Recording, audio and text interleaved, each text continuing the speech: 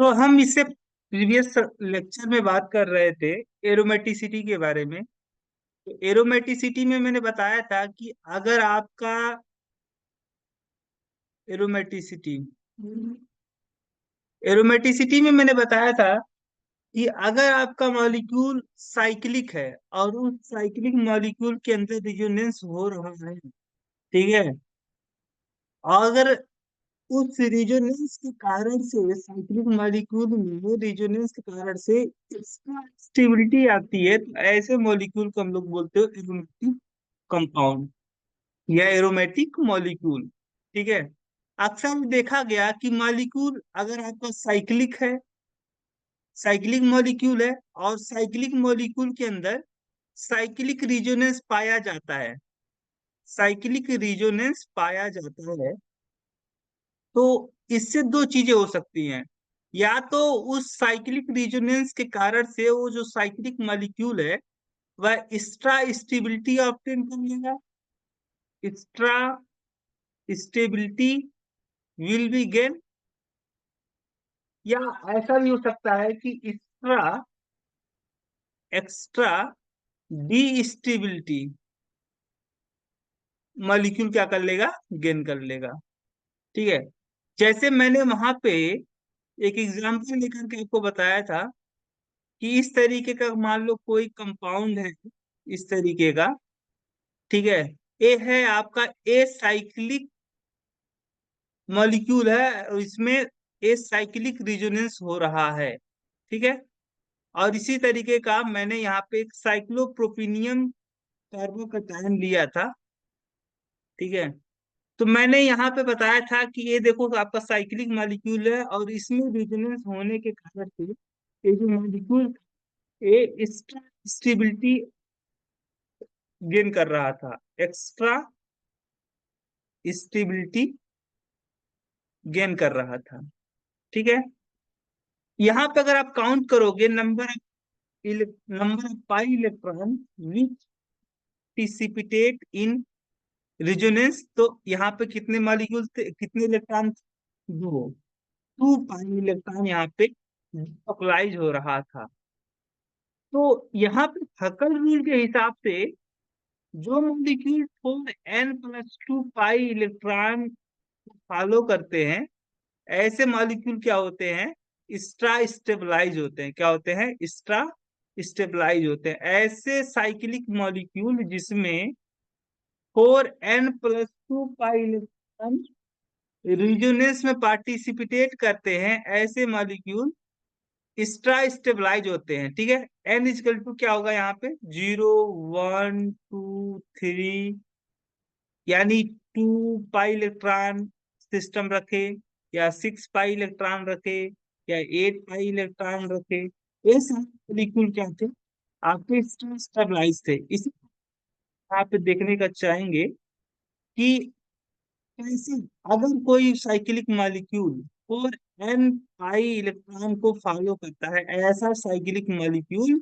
जिसमें 4n pi electron resonance में participate करते हैं, ऐसे मॉलिक्यूल कैसे इसका डिस्टेबलाइज हो जाते हैं। अगर आप एग्जाम्पल के तौर पे लोगे तो यहाँ पे आपको ए है आपका एक मॉलिक्यूल, ठीक है, फाइव ए है आपका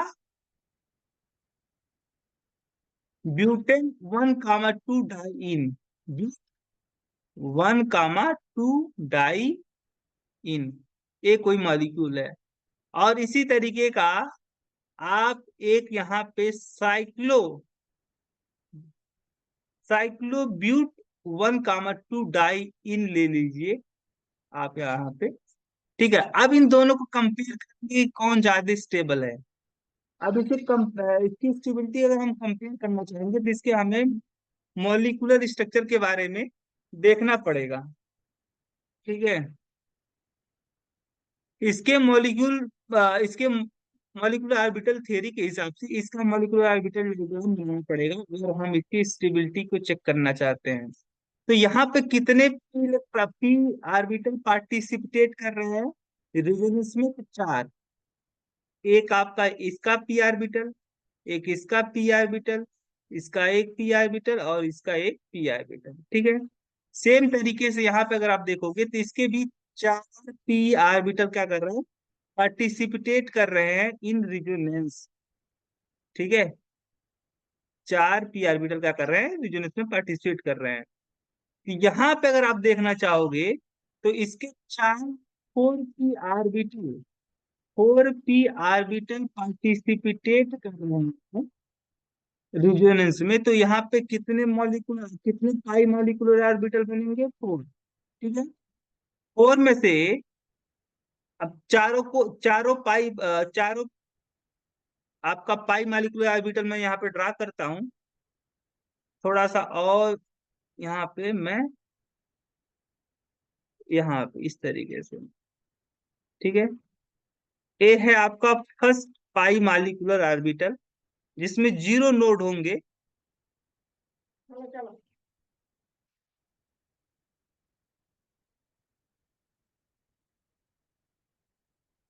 जीरो नोड होंगे,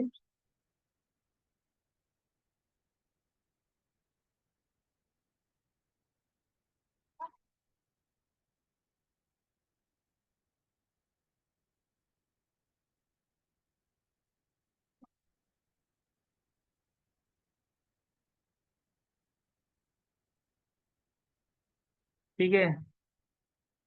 यहाँ पे आप ड्रा करिए आप, ये सारे अगर आपके पी ऑर्बिटल सेम फेज में हैं, ठीक है, इस तरीके का बनेगा,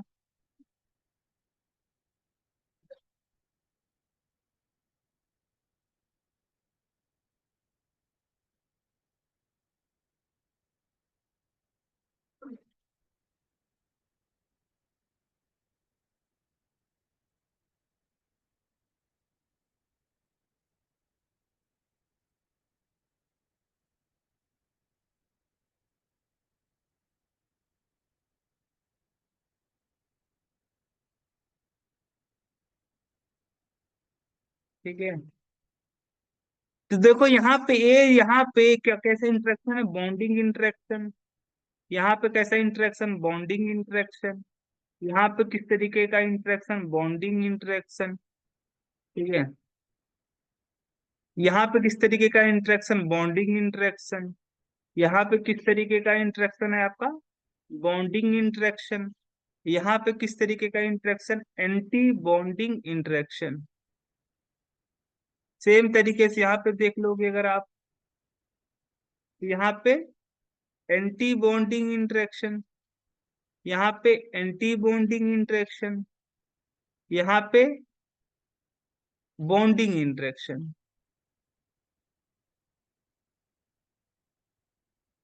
यहाँ पे किस तरीके का इंटरेक्शन, एंटी बॉन्डिंग इंटरेक्शन।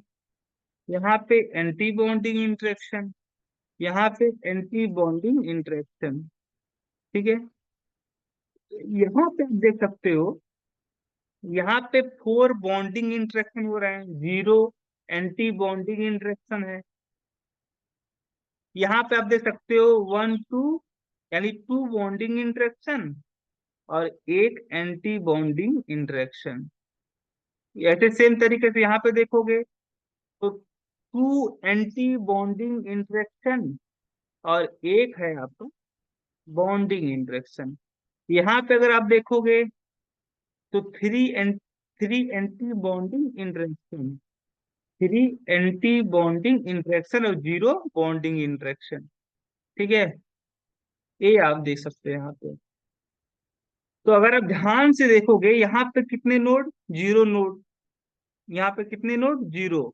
यहाँ पे कितने नोड, आपके एक नोड मिलेंगे यहाँ पे, क्योंकि यहाँ पे पॉजिटिव फेज है, यहाँ पे निगेटिव फेज है पी ऑर्बिटल का, जो पी ऑर्बिटल का फेज है एक दूसरे के अपोजिट है। तो यहाँ पे आपको एक नोड मिलेगा। यहाँ पे कितने नोड मिलेंगे आपको, तो यहाँ पे आपको एक नोड यहाँ पे मिलेगा, एक नोड यहाँ पे मिलेगा, यानी दो नोड मिलेंगे।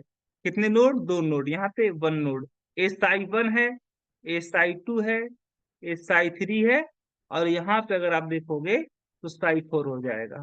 This is Sai four. और यहाँ पे थ्री नोड आपको मिलेंगे, एक यहाँ पे, एक यहाँ पे, एक यहाँ पे, ठीक है। इसका मतलब हुए हुआ कि देखिए एक किस तरीके का पाई मालिकुलर ऑर्बिटल होगा, तो बॉन्डिंग इंटरेक्शन ज्यादा है इसलिए यहाँ पे क्या होगा, बॉन्डिंग मॉलिक्यूलर ऑर्बिटल बनेगा। यहाँ पे बॉन्डिंग इंटरेक्शन ज्यादा है तो यहाँ पे बॉन्डिंग मॉलिक्यूलर ऑर्बिटल बनेगा। यहाँ पे आपका एंटी बॉन्डिंग इंटरेक्शन ज्यादा है तो यहाँ पे एंटी बॉन्डिंग मॉलिक्यूलर ऑर्बिटल बनेगा। और यहाँ पे आपका एंटी बॉन्डिंग इंटरेक्शन ज्यादा है तो एक ऐसा आपका पाई मॉलिक्यूलर ऑर्बिटल होगा, एंटी बॉन्डिंग मॉलिक्यूलर ऑर्बिटल। अगर आप यहाँ पे डायग्राम बनाओगे, एनर्जी लेवल का डायग्राम बनाओगे, तो चार टाइप के यहाँ पे चार आपको मिलेगा। एक a bonding molecular orbital, bonding molecular orbital, anti bonding और एंटी बॉन्डिंग, ठीक है। ये है आपका बॉन्डिंग मॉलिक्यूलर ऑर्बिटल, ये है आपका बॉन्डिंग मॉलिक्यूलर ऑर्बिटल, ये है आपका एंटी बॉन्डिंग मॉलिक्यूलर ऑर्बिटल, और ये है आपका एंटी बॉन्डिंग मॉलिक्यूलर ऑर्बिटल। इसमें कितने कॉन्सेप्ट को, वन टू हमने यहाँ पे, ये है आपका cyclo, sorry, but one comma three, but one comma three diene का मॉलिक्यूलर ऑर्बिटल का डायग्राम मैंने यहाँ पे बना दिया, ठीक है। सेम तरीके से अगर आप बात करोगे, सेम तरीके से यहाँ पे, तो यहाँ पे भी आपका क्या होगा,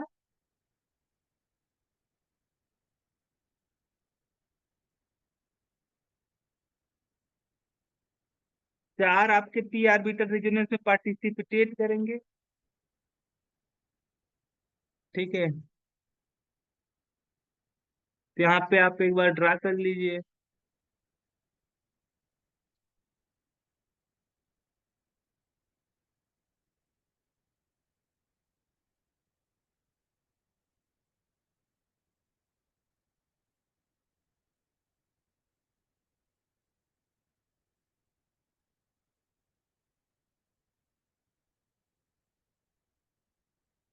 ठीक है,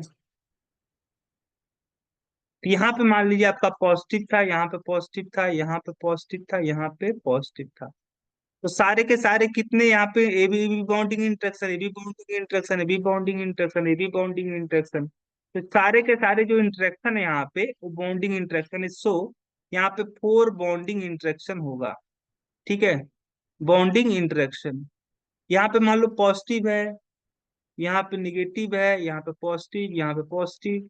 तो इस तरीके का आप देखोगे तो दो बॉन्डिंग, कितने बॉन्डिंग इंटरेक्शन, ये बॉन्डिंग इंटरेक्शन, ये भी वाला भी बॉन्डिंग इंटरेक्शन, ये वाला एंटी बॉन्डिंग इंटरेक्शन, और ये वाला आपका एंटी बॉन्डिंग इंटरेक्शन, यानी दो आपके बॉन्डिंग इंटरेक्शन और दो आपके anti bonding interaction, anti bonding interaction, ठीक है। यहाँ पे आप देखोगे पॉजिटिव है, ये पॉजिटिव, ये निगेटिव, ये निगेटिव, ठीक है। तो कितने आपके यहाँ पे एंटी बॉन्डिंग, ये आपका एंटी बॉन्डिंग हो गया, ये आपका कैसा हो गया, ये वाला बॉन्डिंग इंटरेक्शन, ये वाला आपका एंटी बॉन्डिंग इंटरेक्शन, और यहाँ पे ये बॉन्डिंग इंटरेक्शन, यानी दो बॉन्डिंग दो एंटी बॉन्डिंग, यहाँ पे दो बॉन्डिंग और दो एंटी बॉन्डिंग। ऐसे यहाँ पे देखोगे तो क्या होगा आपका, पॉजिटिव पॉजिटिव, निगेटिव पॉजिटिव, ठीक है।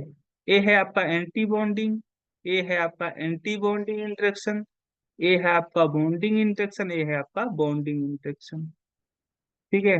तो यहाँ पर भी आपको क्या मिलने वाला है,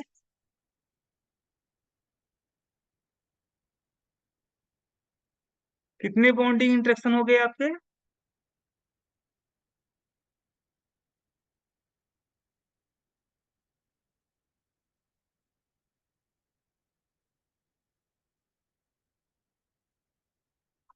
नहीं, यहाँ पे जीरो नोड था, यहाँ पे कितने नोड आपके,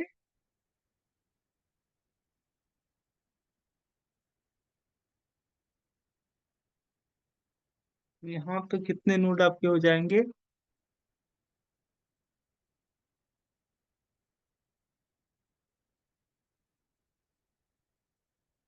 यहाँ पे आपके दो नोड हो जाएंगे। एक मिनट लाना। यहाँ पे आपके थ्री एंटी बॉन्डिंग इंटरेक्शन, एक बॉन्डिंग इंटरेक्शन, अगर इसका आप चारों के जो आपने मॉलिक्यूलर ऑर्बिटल डायग्राम बनाए हैं, pi molecular orbital diagram for cyclobut 1,3 diene के लिए जो आपने पाई मॉलिक्यूलर ऑर्बिटल का डायग्राम बनाया है, अगर इसको आप ध्यान से देखोगे, यहाँ पे ए है आपका बीएमओ, ए है आपका एबीएमओ, ए भी है आपका एबीएमओ, और इससे ऊपर वाला जो था वो था आपका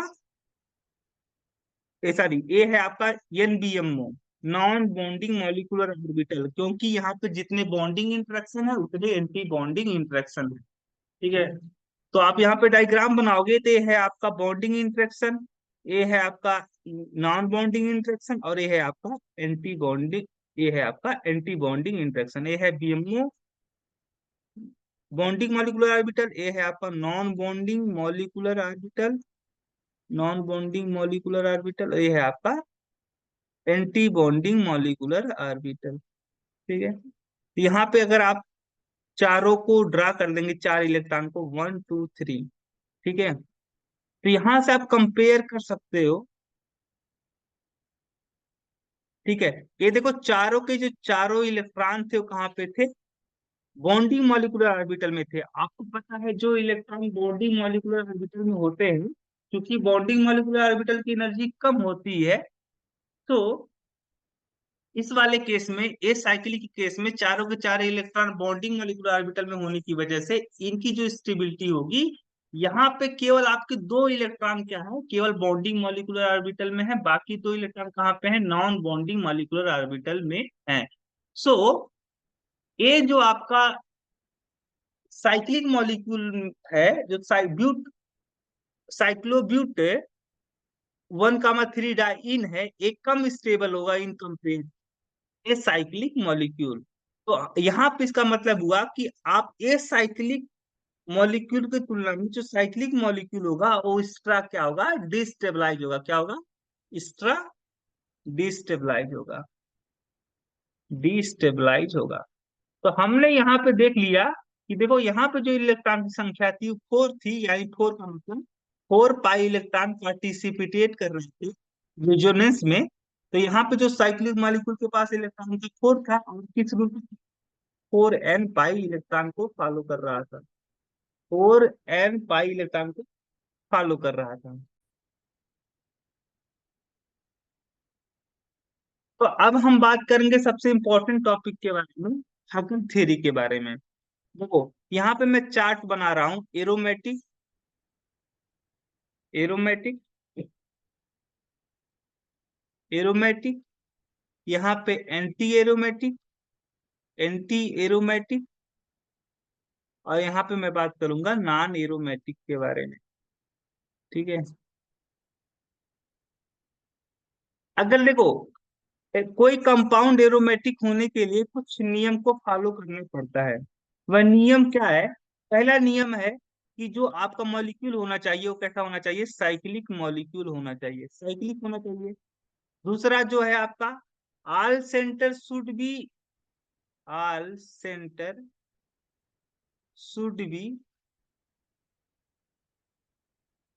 शुड बी sp2 और sp हाइब्रिडाइज होना चाहिए। ठीक है, तीसरा जो रूल होता है वह ये हो, इसका मतलब ये हुआ कि अगर आपके ऑल सेंटर sp हाइब्रिडाइज है, इसका मतलब हुआ कि मॉलिक्यूल शुड बी प्लेनर। कैसा होना चाहिए, मॉलिक्यूल प्लेनर होना चाहिए। तीसरा जो कंडीशन है वह ये है कि कोई कंपाउंड एरोमेटिक कंपाउंड कब होगा, ये जब ये दोनों रूल को फॉलो करने के बाद में ये तीसरा रूल भी फॉलो करे कि मॉलिक्यूल हो वह क्या हो, 4n+2 पाई इलेक्ट्रॉन को रखता हो। ठीक है, 4n+2 पाई इलेक्ट्रॉन को रिजोनेंस में पार्टिसिपेट करवाता हो। यहाँ पे n की वैल्यू क्या है, 0 1 2 3। ठीक है, डॉट डॉट करके आप यहाँ पे n = 0 रखोगे तो 2 पाई इलेक्ट्रॉन आएगा, 1 रखोगे तो 6 पाई इलेक्ट्रॉन आएगा, 2 रखोगे तो 14 पाई पाई इलेक्ट्रॉन आएगा। ठीक है, इस तरीके का। और यहाँ पे चौथा कंडीशन क्या है कि रेगुलर कॉन्जुगेशन हो, क्या हो, रेगुलर कॉन्जुगेशन हो, कॉन्जुगेशन, रेगुलर कॉन्जुगेशन हो। एंटी एरोमेटिक के लिए क्या है, मॉलिक्यूल आपका साइक्लिक होना चाहिए, ठीक है। आल सेंटर प्लेनर होना चाहिए, वही आल सेंटर शुड बी sp2 या sp हाइब्रिडाइज होना चाहिए, प्लेनर, ठीक है। और साथ ही साथ जो साइक्लिक मॉलिक्यूल है उस साइक्लिक मॉलिक्यूल 4n इलेक्ट्रॉन को फॉलो करता हो, ठीक है। और रेगुलर कॉन्जुगेशन होना चाहिए, क्या होना चाहिए, रेगुलर कॉन्जुगेशन होना चाहिए।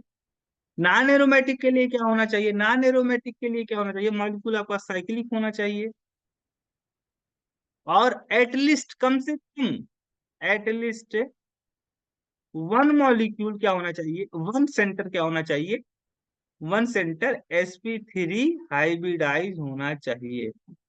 कम से कम एक सेंटर ऐसा हो साइक्लिक मॉलिक्यूल में जो क्या हो, sp3 हाइब्रिडाइज हो, क्योंकि अगर एक सेंटर sp3 हाइब्रिडाइज हो, आपको पता है sp3 हाइब्रिडाइज, हाइब्रिडाइजेशन का जो शेप होता है वह होता है टेट्राहेड्रल।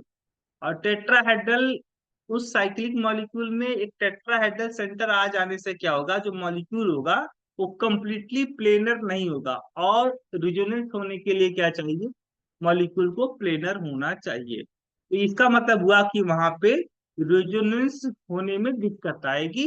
इसका मतलब होगा ये कि वह जो मॉलिक्यूल होगा उस मॉलिक्यूल में कंप्लीटली रिजोनेंस नहीं हो पाएगा, ठीक है। जहां तक आपका मॉलिक्यूल प्लेनर होगा तहां तक रिजोनेंस होगा, उसके आगे रिजोनेंस नहीं होगा, ठीक है। और यहाँ पे नो रिजोनेंस, वही बात है, रिजोनेंस नहीं हो पाएगा क्योंकि मॉलिक्यूल कम से कम एक सेंटर ऐसा रखेगा जो sp3 हाइब्रिडाइज होगा। अब हम यहाँ पे बहुत सारे एग्जाम्पल, इसी को आप बोलते हो, ये जो रूल है आपका 4n+2 पाई इलेक्ट्रॉन का, यही है हकल थ्योरी। हकल थ्योरी के हिसाब से कोई साइक्लिक मॉलिक्यूल, हकल थ्योरी के हिसाब से कोई साइक्लिक मॉलिक्यूल एरोमेटिक होगा अगर यह कुछ नियम को फॉलो करता है। पहला, मॉलिक्यूल तो साइक्लिक होना ही चाहिए, सारे सेंटर sp2 या sp हाइब्रिडाइज होना चाहिए, यानी पूरा मॉलिक्यूल आपका प्लेनर होना चाहिए, पूरा मॉलिक्यूल क्या होना चाहिए, प्लेनर होना चाहिए। तीसरा, कि जो मॉलिक्यूल है वह 4n+2 पाई इलेक्ट्रॉन रखता हो और रेगुलर कॉन्जुगेशन होना चाहिए, ठीक है। अब जैसे सपोज दैट हम यहाँ पे एग्जांपल लेते हैं, जैसे मान लो कि आपका कोई बेंजीन रिंग है, ठीक है, ये है आपका बेंजीन रिंग। तो दिस इज बेंजीन रिंग, अगर इसके बारे में आप बात करोगे तो ये मॉलिक्यूल जो है ये एरोमेटिक होगा कि नॉन एरोमेटिक होगा कि एंटी एरोमेटिक होगा, इसको चेक करने के लिए क्या करना पड़ेगा आपको, देखो कि पहले साइक्लिक है क्या, हाँ साइक्लिक है। क्या ए मॉलिक्यूल में सारे सेंटर sp या sp2 हाइब्रिडाइज है क्या, हाँ। ये आपका सेंटर sp2 क्या है, हाइब्रिडाइज है, absp2 हाइब्रिडाइज है, absp2 absp2 absp2 ab centre sp2 hybridize है। सारे सेंटर क्या है, sp2 हाइब्रिडाइज है, इसका मतलब ये जो मॉलिक्यूल है कैसा है, प्लेनर है, कैसा है, प्लेनर है। चलो, यह मॉलिक्यूल है जो वह कितने पाई इलेक्ट्रॉन रखता है, तो ये देखो यहाँ पे अगर रिजोनेंस होगा, तो अगर रेगुलर कॉन्जुगेशन होगा तो ये वाला पाई इलेक्ट्रॉन, ये जो पाई बॉन्ड है इधर शिफ्ट होगा, ये वाला पाई बॉन्ड इधर शिफ्ट होगा, और ये वाला पाई बॉन्ड इधर शिफ्ट होगा। यानी यहाँ पे कितने इलेक्ट्रॉन है जो पार्टिसिपेट कर रहे हैं रेजोनेंस में, तो आपको दिखाई पड़ रहे हैं 6 पाई इलेक्ट्रॉन। और 6 पाई इलेक्ट्रॉन का मतलब ये 4n+2 पाई इलेक्ट्रॉन को फॉलो करता है। क्यों, क्योंकि अगर n=1 रख दोगे तो क्या होगा, 4 × 1 + 2, क्या हो गया, यहाँ पे 6 इलेक्ट्रॉन हो गया, यानी यहाँ पे 6 पाई इलेक्ट्रॉन क्या कर रहे हैं, रेजोनेंस में पार्टिसिपेट कर रहे हैं। सो यह 4n+2 पाई इलेक्ट्रॉन को क्या करता है, रूल को फॉलो करता है, ठीक है। और रेगुलर कॉन्जुगेशन भी है, इसका मतलब हुआ कि यह एरोमेटिक एरोमेटिक होने के लिए जितने आपके पॉइंट थे सारे पॉइंट को क्या कर रहा है, फॉलो कर रहा है। So this is aromatic compound, this is aromatic compound, this is aromatic compound. ठीक है। अगर आप बात करते हो ए आपका कोई मॉलिक्यूल है, ए मॉलिक्यूल एरोमेटिक होगा कि नहीं होगा? तो इसके लिए क्या करना पड़ेगा, आप यहाँ पे देखो सारे सेंटर क्या है, sp2 हाइब्रिडाइज है, ए भी आपका sp2 हाइब्रिडाइज है, ए बी sp2, ए भी पूरा मॉलिक्यूल क्या है, प्लेनर है। यहाँ पे कॉन्जुगेशन होगा क्या, रेगुलर कॉन्जुगेशन बिल्कुल होगा। ये वाला पाई बॉन्ड इधर शिफ्ट होगा, ये वाला पाई बॉन्ड यहाँ पे बनेगा, तो यहाँ पे पॉजिटिव चार्ज आ जाएगा। उसके बाद फिर ये वाला आगे यहाँ पे चल के रिजोनेंस करेगा, तो यहाँ पे पॉजिटिव चार्ज आ जाएगा, यानी पॉजिटिव चार्ज इन दोनों सेंटर पे, तीनों सेंटर पे क्या होगा, ये डीलोकलाइज होगा। ठीक है, यहाँ पे कितने इलेक्ट्रॉन आपको दिखाई पड़ रहे हैं रिजोनेंस में पार्टिसिपेटेड करते हुए? आपको दो इलेक्ट्रॉन, दो 2 पाई इलेक्ट्रॉन क्या कर रहे हैं, पार्टिसिपेटेट कर रहे हैं इन रेजोनेंस। ठीक है, तो इसका मतलब ये हुआ कि अगर आप देखते हो 4n+2 पाई इलेक्ट्रॉन के हिसाब से, तो यहाँ पे n इक्वल टू आप 0 रख दोगे तो क्या मिलेगा आपका, 2 पाई इलेक्ट्रॉन। यानी यह मतलब हुआ कि यह कितने इलेक्ट्रॉन रखता है, 2 पाई इलेक्ट्रॉन रखता है रेजोनेंस में। तो यह 4n+2 पाई इलेक्ट्रॉन को भी क्या करता है, रूल को फॉलो करता है। सो ओवरऑल यहाँ से निकल के मीनिंग आया, ये जो मॉलिक्यूल होगा एरोमेटिक होगा।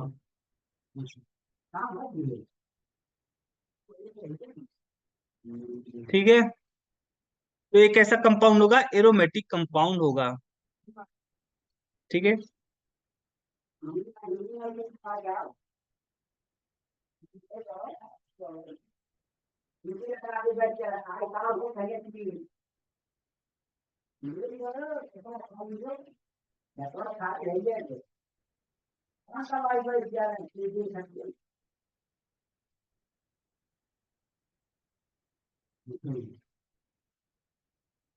अब बात आती है कि यहाँ पे कितने, यहाँ पे कंपाउंड आपका एरोमेटिक होगा कि नहीं होगा। तो इसके लिए आपको देखना पड़ेगा कि यह कितने इलेक्ट्रॉन, कितने पाई इलेक्ट्रॉन को रिजोनेंस में पार्टिसिपेट करवा रहा है। अगर ये यहाँ पे रिजोनेंस होगा क्या, हाँ होगा। ये सारे सेंटर आपके sp2 हाइब्रिडाइज है क्या, हाँ बिल्कुल है। क्यों? क्योंकि ए भी sp2 है, ए भी सेंटर आपका sp2 है। और ये जब आपका रिजोनेंस में पार्टिसिपेट करेगा तो किस तरीके का रिजोनेटिंग स्ट्रक्चर बनेगा, इस तरीके का बनेगा। ठीक है, अगर मान लो ए इलेक्ट्रॉन आपका रिजोनेंस में पार्टिसिपेट कर रहा है, तो यहाँ पे पाई बॉन्ड का फॉर्मेशन होगा, यहाँ पे निगेटिव चार्ज आएगा, और आपका ए निगेटिव चार्ज ऑलरेडी था। तो यहाँ पे सेंटर, ये जो सेंटर आपका कैसा है, sp2 हाइब्रिडाइज है। ठीक है, यहाँ पे देखने में तो लग रहा है कि ये आपका जो सेंटर है वो sp3 हाइब्रिडाइज है। जब आपको हाइब्रिडाइजेशन निकालना हो तो हाइब्रिडाइजेशन निकालते समय आप जल्दीबाजी मत करिए। आप पहले उस, वहां पे अगर रिजोनेंस करने लायक, अगर रिजोनेंस हो रहा है तो वहां पे पहले आप रिजोनेंस करवा लीजिए, उसके बाद आप देखिए कि वो सेंटर कैसा है। तो आफ्टर रिजोनेंस करके आप देखोगे तो ये सेंटर जो आपको sp3 दिखाई पड़ रहा था, वो sp3 वास्तव में ना होता है, sp2 है। क्योंकि यहाँ पे क्या हो रहा है, रेगुलर कॉन्जुगेशन हो रहा है, रिजोनेंस हो रहा है। ठीक है, तो सारे सेंटर इसी तरीके से आप देखोगे तो sp2 हाइब्रिडाइज है, यानी मॉलिक्यूल के साथ प्लेनर है, साइक्लिक है, प्लेनर है, रेगुलर कॉन्जुगेशन हो रहा है। कितने पाइलेट यहाँ पे पार्टिसिपेट कर रहे हैं रिजोनेंस में? तो यहाँ पे आप देखो, अगर ए वाला आपका इलेक्ट्रॉन यहाँ पे रिजोनेंस में जा रहा है, तो ए वाला पाई बॉन्ड इधर शिफ्ट होगा। और ठीक है, अगर जब यहाँ पे रीजन, यहाँ पे पाई बॉन्ड शिफ्ट होगा, ठीक है, ए वाला फिर यहाँ पे जो आपका चला जाएगा, तो यहाँ पे कितने टोटल इलेक्ट्रॉन आपके पार्टिसिपेट कर रहे हैं, तो 6 इलेक्ट्रॉन आपके पार्टिसिपेट कर रहे हैं। इसका मतलब हुआ कि ये कैसा हुआ, एरोमेटिक हो गया, क्योंकि ये 4n+2 पाई इलेक्ट्रॉन को फॉलो करता है। ठीक है, ए भी आपका क्या है, एरोमेटिक है। यहाँ पे एरोमेटिक को मैं शॉर्टकट में ए लिख दूंगा, ए। ठीक है, अगर आप बात करते हो इस तरीके का,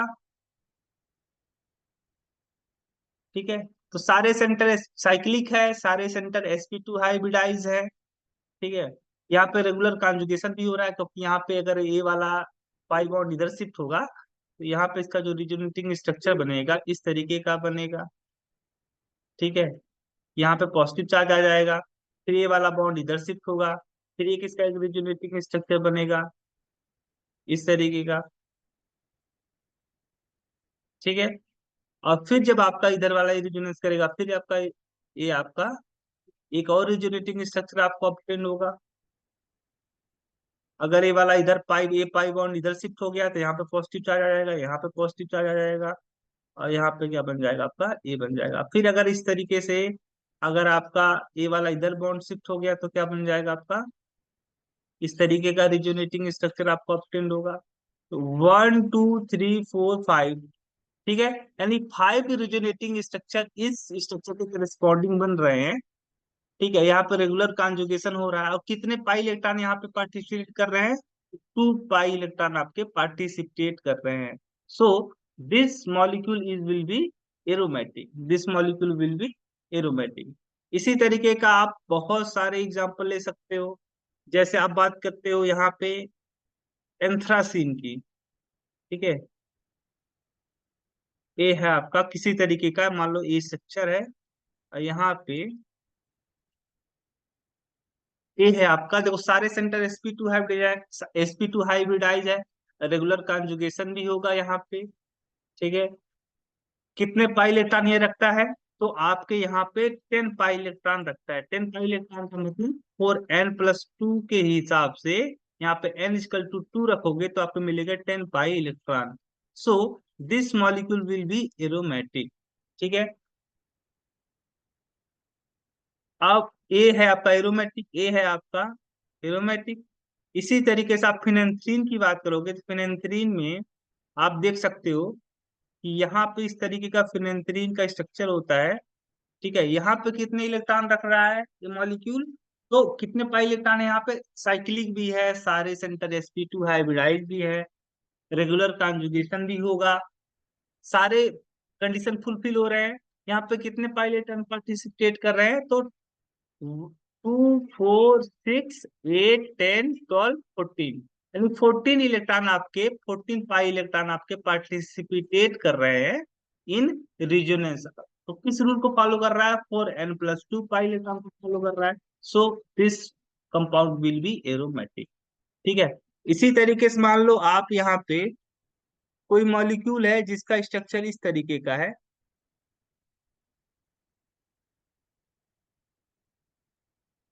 कोई मॉलिक्यूल है जिसका स्ट्रक्चर इस तरीके का है,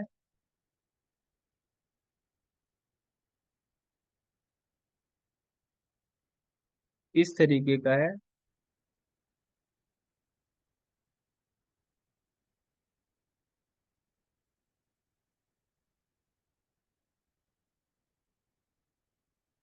इस तरीके का है। ए भी आपका क्या है, सारे सेंटर sp2 है, साइक्लिक है, रेगुलर कॉन्जुगेशन है, 14 इलेक्ट्रॉन को फॉलो कर रहा है। ए भी मॉलिक्यूल कैसा होगा आपका, एरोमेटिक होगा। ठीक है, ए भी मॉलिक्यूल कैसा होगा, एरोमेटिक होगा। बात कर रहे हो कि मान लो यहाँ पे आपका इस तरीके का कंपाउंड है। ठीक है, तो यहाँ पे आप देख सकते हो कि मॉलिक्यूल क्या है, साइक्लिक है, साइक्लिक तो है। क्या सारे सेंटर sp2 हाइब्रिडाइज है, क्या क्या मॉलिक्यूल प्लेनर है, नहीं। यहाँ पे जो सेंटर है, एक सेंटर कैसा है, sp3 हाइब्रिडाइज है, यानी ये जो सेंटर होगा ये टेट्राहेड्रल स्ट्रक्चर का होगा, यानी पूरा मॉलिक्यूल क्या है, प्लेनर नहीं है। पूरा मॉलिक्यूल क्या नहीं है, प्लेनर नहीं है। अगर पूरा मॉलिक्यूल आपका प्लेनर नहीं है तो यहाँ पे क्या ए जो पाई बॉन्ड है इधर रिजोनेंस कर पाएगा, नहीं। यहाँ पे ए जो पाई बॉन्ड है ए रिजोनेंस नहीं कर पाएगा, यानी इसका मतलब हुआ कि यहाँ पे रिजोनेंस ही नहीं होगा। अगर रिजोनेंस नहीं होगा तो जहां पे रिजोनेंस नहीं होता है वहां पे ऐसे मॉलिक्यूल को क्या बोलते हो आप, नॉन एरोमेटिक। क्या है, नॉन एरोमेटिक। ये जो आपका पाई बॉन्ड है, पाई बॉन्ड का इलेक्ट्रॉन है, यह अपनी पोजीशन पे क्या होगा, लोकेलाइज्ड होगा। क्या होगा, लोकेलाइज्ड होगा, यानी ये कहीं पर भी हरकत नहीं करेगा, कहीं पर नहीं जाएगा। This is non aromatic, this is non aromatic. ठीक है, क्योंकि ये आपका एरोमेटिक हो नहीं सकता, क्योंकि यहाँ पे रेगुलर कॉन्जुगेशन ही नहीं हो रहा है। एंटी एरोमेटिक भी नहीं होगा, क्योंकि यह 4n पाई इलेक्ट्रॉन को फॉलो भी नहीं कर रहा है, प्लस में रेगुलर कॉन्जुगेशन भी नहीं है। एक ऐसा मॉलिक्यूल होगा आपका नॉन एरोमेटिक होगा। कैसा होगा, नॉन एरोमेटिक होगा। इसी तरीके का आप बात करोगे ए वाला जो मॉलिक्यूल होगा कैसा होगा, ये मॉलिक्यूल देखो साइक्लिक है, सारे सेंटर sp2 हाइब्रिडाइज है, रेगुलर कॉन्जुगेशन भी होगा। इस तरीके का आप देखोगे तो यहाँ पे ये जो मॉलिक्यूल है 4n पाई इलेक्ट्रॉन को फॉलो कर रहा है। तो this molecule will be anti aromatic. क्यों? क्योंकि साइक्लिक भी है, रेगुलर कॉन्जुगेशन भी है, सारे पूरा मॉलिक्यूल प्लेनर भी है, और साथ ही साथ क्या है यहाँ पे 4n पाई इलेक्ट्रॉन को फॉलो कर रहा है। So this molecule will be anti aromatic. This molecule will be anti aromatic. ठीक है। इसी तरीके का बात करोगे, यहाँ पे अगर मैं बात करूं,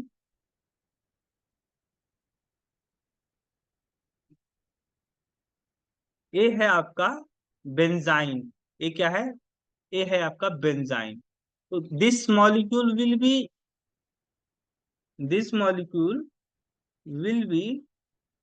बेंजाइन। ये मॉलिक्यूल आपका एरोमेटिक होगा कि नहीं होगा? इस पर डिस्कशन करते हैं। तो ये मॉलिक्यूल को देखते हैं। तो ये जो ये कैसा है? sp है, sp2 हाइब्रिडाइज है, ये भी sp2 हाइब्रिडाइज है, ए भी आपका sp2 हाइब्रिडाइज है, ए भी आपका sp2 हाइब्रिडाइज है। ए सेंटर कैसा है? sp हाइब्रिडाइज है। ए सेंटर कैसा है?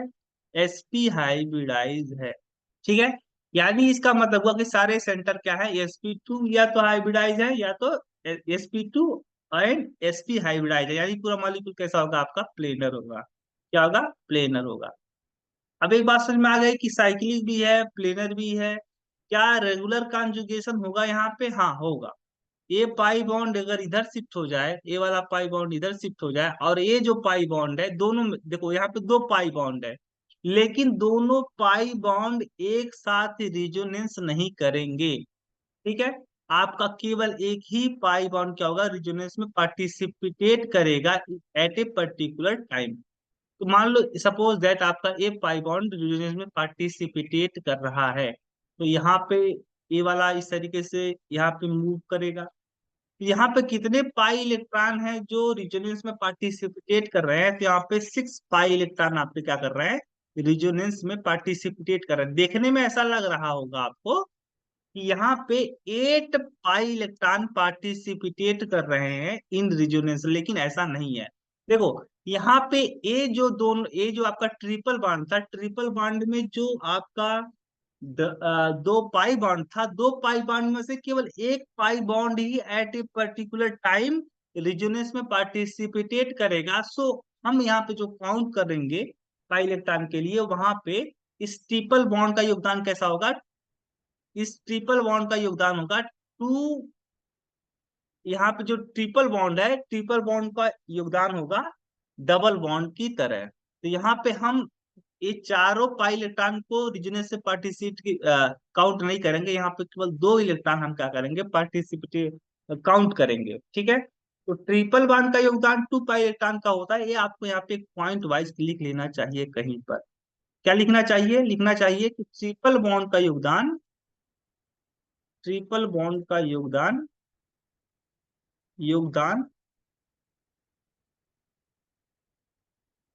पाई इलेक्ट्रॉन का होता है। ठीक है। ये आपको लिख लेना चाहिए यहाँ पे।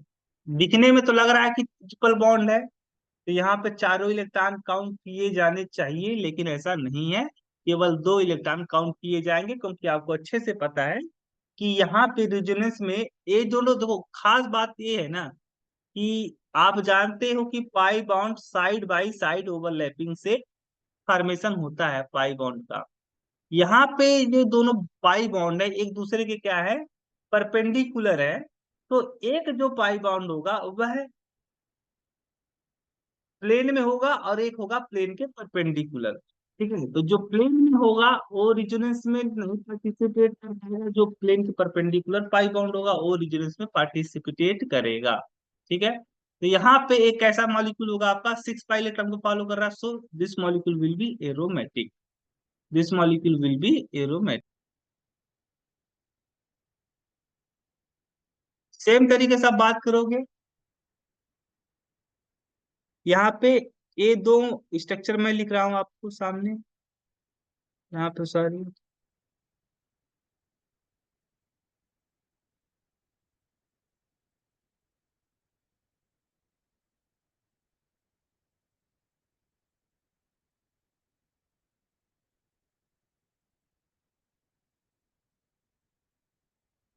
ठीक है।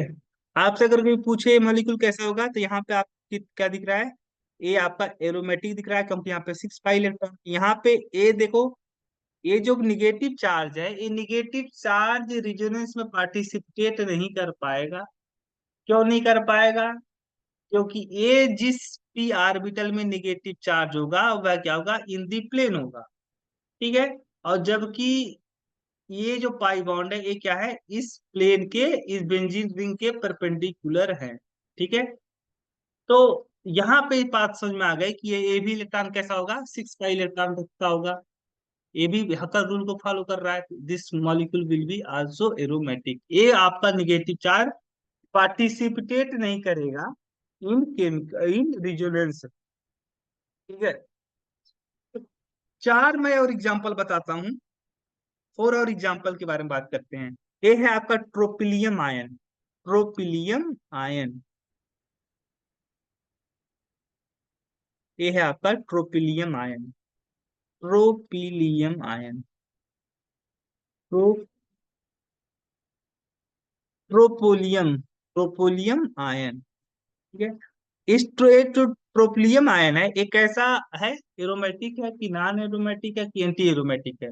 तो सारे सेंटर sp2 हाइब्रिडाइज है। 6 पाई इलेक्ट्रॉन आपको रिजोनेंस में पार्टिसिपेट करते हुए दिखाई पड़ रहे हैं। So this molecule will be aromatic, क्योंकि 4n पाई इलेक्ट्रॉन को फॉलो करता है। इसी तरीके से आप बात करोगे, ट्रोपिलियम एक कार्बोकैटायन था, एक ट्रोपिलियम कार्बोन आयन। ठीक है। तो यहाँ पे एक ही से कितने इलेक्ट्रॉन पार्टिसिपेट कर रहे हैं रेजोनेंस में, तो 8 pi electron, 4n pi electron को फॉलो करता है। So this molecule will be anti aromatic. ठीक है। Anti aromatic. अगर आप बात करते हो इस तरीके का, किसी वजह से स्ट्रक्चर है इसका, तो यहाँ पे देखो AsP3 हाइब्रिडाइज है, तो यहाँ पे रिजोनेंस हो नहीं पाएगा। और रिजोनेंस हो नहीं पाएगा तो क्या होगा, ये नॉन एरोमेटिक। ठीक है। इसी तरीके की बात करते हो यहाँ पे ट्रोपिलियम रेडिकल। ट्रोपिलियम रेडिकल, तो यहाँ पे ये है आपका, कितने इलेक्ट्रॉन है इसके पास में, 7 इलेक्ट्रॉन है। 7 पाई इलेक्ट्रॉन बिजनेस में पार्टिसिपेट कर रहे हैं। तो ये तो ना तो 4n+2 पाई इलेक्ट्रॉन को फॉलो कर रहा है, ना 4n इलेक्ट्रॉन को फॉलो कर रहा है, क्योंकि 4n+2 के लिए कितना चाहिए था, आपको 6 इलेक्ट्रॉन चाहिए था। 4n पाई इलेक्ट्रॉन को फॉलो करवाने के लिए इसके पास कितने इलेक्ट्रॉन होने चाहिए थे, 8 इलेक्ट्रॉन होने चाहिए थे। तो दोनों में से किसी को नहीं फॉलो कर रहा है। सो ये जो मॉलिक्यूल होगा, ये कैसा होगा, नॉन एरोमेटिक। जब आपका एरोमेटिक भी नहीं है, एंटी एरोमेटिक भी नहीं है, तब ऑफकोर्स क्या होगा, ये नॉन एरोमेटिक होगा। तो आज का लेक्चर इतना ही रखते हैं, बाकी के लेक्चर हम बात करेंगे बाद में। ठीक है। So thank you.